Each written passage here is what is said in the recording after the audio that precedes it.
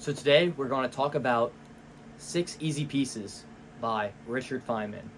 And in this book, he describes six fundamental pieces of physics in order for you to increase your understanding of physics. So why should you trust me with giving you this knowledge from this book? First of all, I read this book twice. So I have a good understanding of what he means in this book. It might not be up to date with today's knowledge, but it is what he wrote in here. Secondly, I'm an engineering student in university. So I use physics every day in order for my engineering calculations. And then thirdly, I've used physics in every single project I made on this channel in order for it to work properly. For the plane, I had to learn about aerodynamics in order for it to stay stable in the air. So let's just get right into it and start with chapter 1. Okay, so let's start out with chapter 1. Chapter 1 is atoms in motion. So he has a little introduction about it first, and then we go with the main topic, which is matter is made of atoms. So as you probably learned in elementary school, everything is made of an atom. And an atom is really, really small.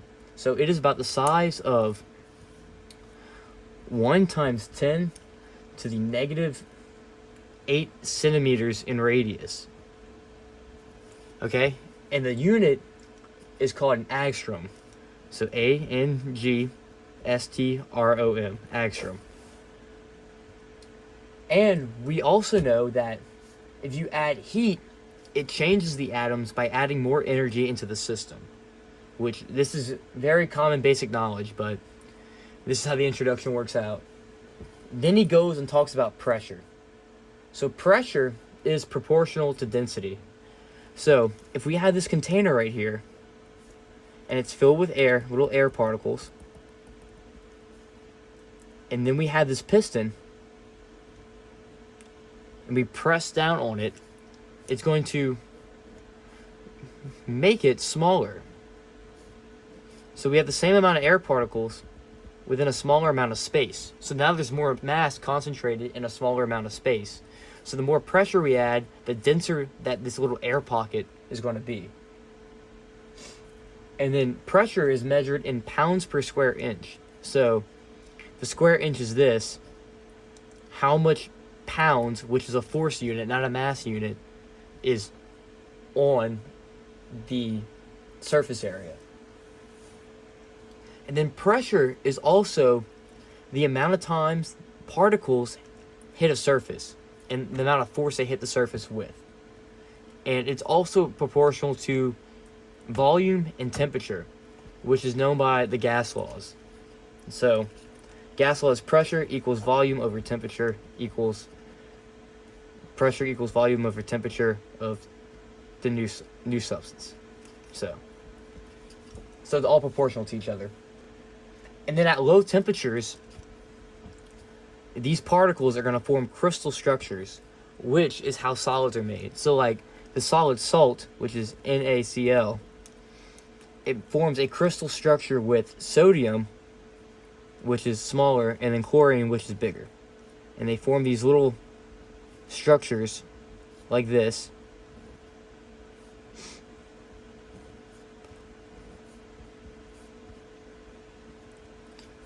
In three-dimensional space because of the electric charges between the two, but we'll get into that later in a different chapter. So that was the first section in chapter 1. So now we're going to go into atomic processes. So when we heat a substance like this, let's say there's water in here, when we heat it, the vapor pressure of the atmosphere must be greater than the pressure or the vapor pressure of the substance so it can evaporate. So that's why we say at 1 atmosphere, water boils at 100 degrees Celsius, because at a different atmospheric pressure, the boiling point's either going to increase or decrease. And then something that's very volatile, like nail polish, you can easily smell the aroma of it because it wants to become a gas. So at a certain temperature that's not its boiling point, the same amount of liquids leave the container as come back to the container. So, for example, water. The reason that a cup of water doesn't evaporate, because some of the particles are moving fast enough to evaporate, because temperature is the average kinetic energy of the particles in a system. So since it's the average, it's not how much energy every single particle has. So there are some particles that fly out of the water to become a gas. But once they come out of the particles, they lose enough energy to come back. So that's why the cup of water will still have the same amount of liquid in it in 1 hour as in 5 hours. But if we have air circulating around the top of it, like this, like wind or a fan, then the particle that comes out of it's going to get swooshed away, you could say, and not come back into the liquid. That's why when you cool your food, it loses energy and becomes colder, because we're physically taking these hot particles out of it. And finally, let's talk about dissolving a little bit. So, water is the universal solvent. So, if we have this pot of water, now we have lots of pots of waters right here, and then we add salt into it. So salt, with this crystalline structure right here, since sodium is going to donate an electron, this is going to have a positive charge, and then chlorine is going to have a negative charge. So water is polar, and we know that because the oxygen hogs the electron, so it's more negative, and the hydrogens are more positive. So it forms this polar bond right here. And since it does, it can dissolve stuff that's also somewhat polar, like salt. So the oxygen is going to come up to the sodium right here. Since the sodium is positive, the oxygen is negative. And then the hydrogen is going to go up to the chlorine here. Since the chlorine is negative, the hydrogen is positive. And then it makes a little bond like that, and it's able to rip apart the bonds. So it can dissolve into the water as almost one unit. That's why when we see sodium chloride, salt, as aqueous solution, it is that because the sodium chloride is in the water, and they're individual particles now, instead of being one crystalline solid. And if we increase the temperature of the water molecules have more energy or more want to dissolve the sodium chloride. So the process of it dissolving increases. So now the third section is chemical reactions. And a chemical reaction happens when a new chemical is formed and created.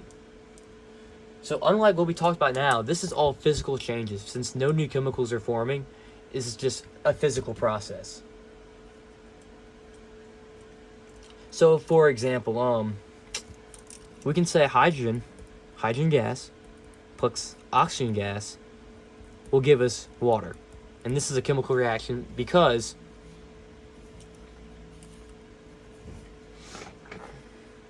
the oxygen and the hydrogen are gases, and they have very different properties than the new substance it made, which is water. So it is a chemical reaction.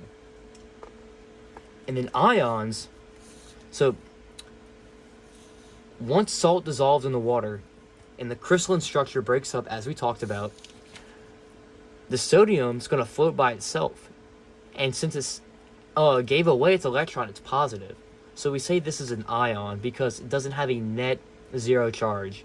And the chlorine, which is bigger, will have a negative charge since it gained the electron from sodium. So it has a negative charge, and it's also an ion.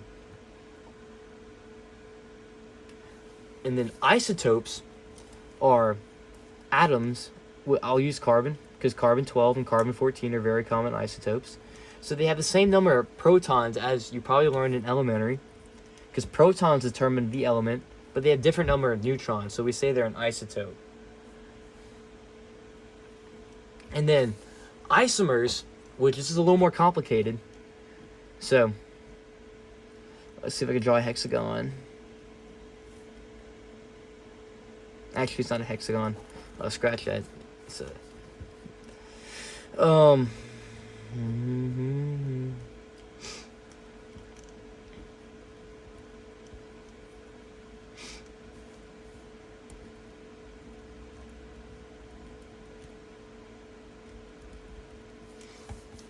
So isomers are two molecules that have the exact same composition, made with the exact same atoms, and they bond in almost a similar way, but they have different geometries. So for example, this means it's a carbon atom with a alcohol group attached to it like this. And since the alcohol group is on different sides, but it's the same atom and it has the same chemical formula, it's an isomer. But both of these will behave different from each other. So it's noted that they have to be separated. And then the lastly part of this first chapter is called Brownian motion. So I think I said that right. So I'm going to write it right here, since this is the last spot I have room at. Brownian motion. So the book talks about this. And what this says is that every particle vibrates in the crystalline structure. So even though sodium chloride is in this very rigid structure, all the particles are still constantly vibrating. And we call it Brownian motion. So that's also worth a note. Now let's go into the second chapter, which is basic physics. Okay, so this is when it starts to get a little more interesting. So first in the book, he talks about physics before 1920. So I'm going to divide this like that.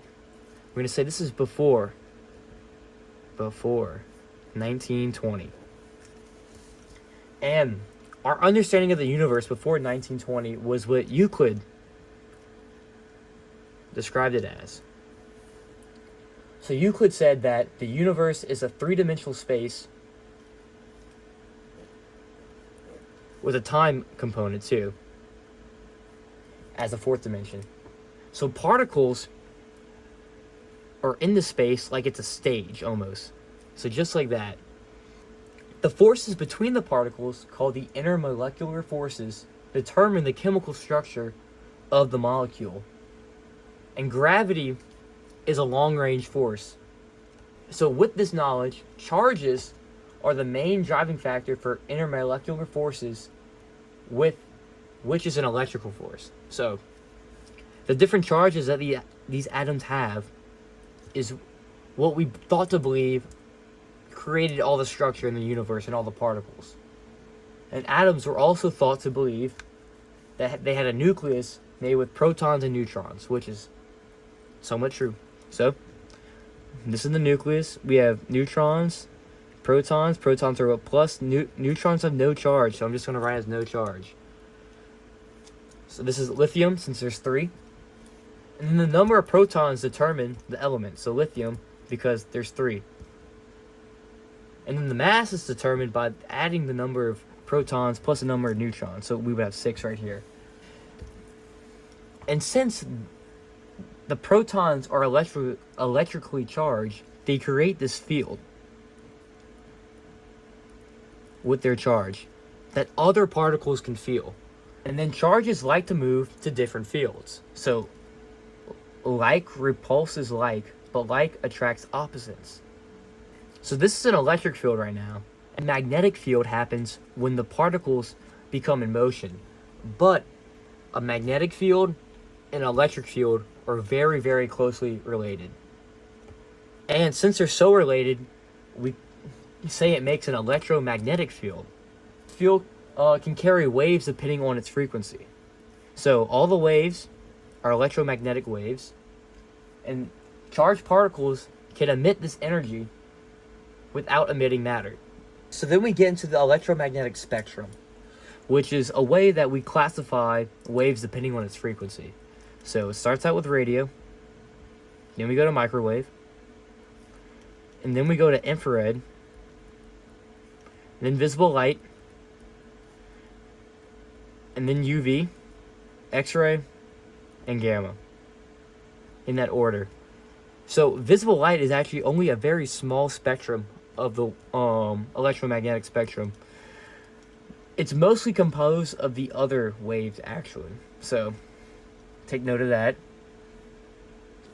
So this is what we thought the universe believed before 1920, which is is accurate, but it has some flaws. So let's talk about the flaws. So this is after 1920. So waves at high frequencies actually behave more like particles than they do waves.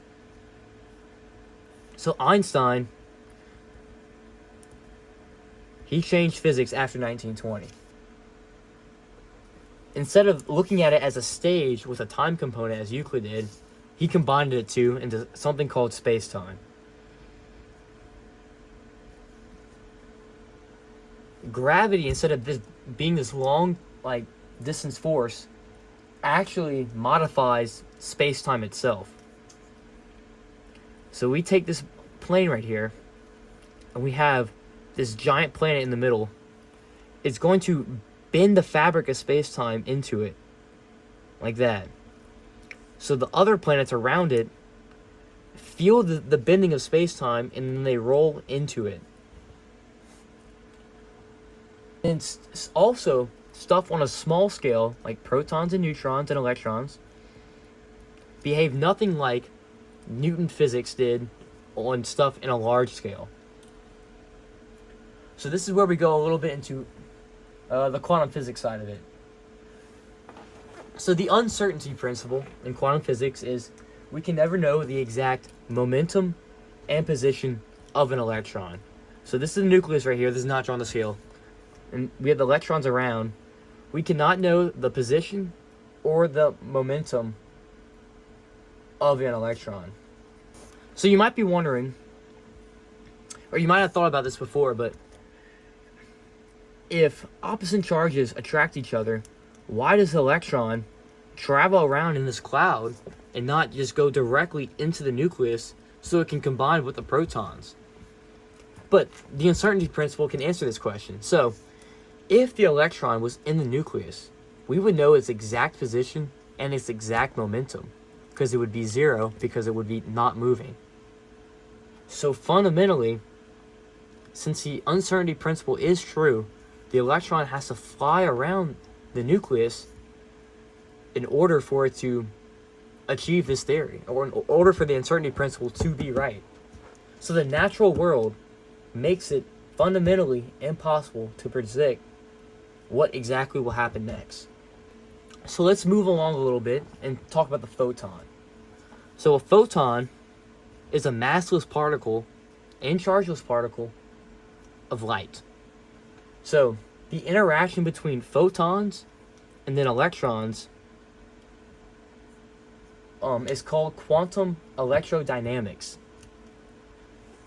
And this is one of the greatest successes far in physics, is knowing the interaction between these two. Because in energy levels, like this, with the nucleus in the center, an electron is on a higher energy level, it can give off a photon, so it can drop down to a lower energy level. And this balance allows certain particles to give off light. So the positron was also discovered around this time, and it has the same mass of an electron, but with a equal opposite positive charge. And then the third section of this chapter is called the nuclei and particles. So I'm definitely not going to say this name right, but Uconwa, that's how you spell it, theorized that the forces between protons and neutrons behave similar to the forces between light and electrons, which behave like particles. And then man and I'm gonna butcher this name too. Nishijima made a chart to classify particles, and this chart is, not gonna lie, it's a little confusing. So I'm gonna try my best to describe what I understood from it. So strangeness is a new unit they derived. So a strangeness value is always an integer, so it cannot be a decimal. It's either like -2, -1, 0, 1, or 2. And each strange quark in a particle gives it a -1 value to the strangeness. So that might be a little hard to understand, but these particles, like protons, they have strange quarks in them, and the number of strange quarks in them determines the strangest value. And then they measure the particle's mass in MeVs. So a MeV is equal to 1.782 times 10 to the negative 27 grams. And if a particle has zero mass, it cannot be at rest. It cannot stop. So light, for example, has zero mass, so it will always be constantly moving, no matter what. So that's the end of the second chapter. So that was Richard Feynman's 6 easy pieces into physics. I read other books that aren't scientific, that are about religion, spirituality, how to live. If you want me to give a breakdown of these books too, just let me know in the comments. But otherwise, I'll just go straight into scientific books because this channel is mostly about engineering and science. So, thanks for watching. Have a good day.